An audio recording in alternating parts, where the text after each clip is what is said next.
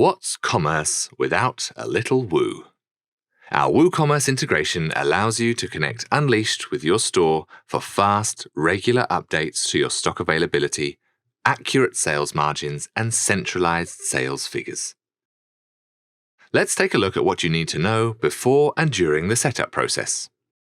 Before you begin to set up your new WooCommerce integration, it's important to note that any third-party apps or add-ons in your WooCommerce store may impact the integration. You can use the Unleashed sandbox to test prior. Please also note the versions of Woo which are supported, shown here. Now, setting up your store. The URL for your store can't include this or this at the end. Next, click Approve. And then it's time to detail the configuration settings you'd like.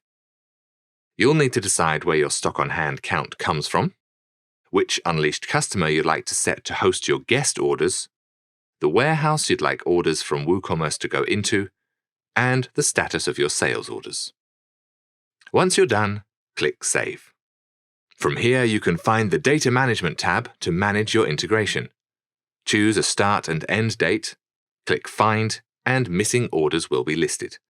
Select the ones you want and click Import. As for the Connection Log tab, you can use this to review any data exchange activities between Unleashed and WooCommerce.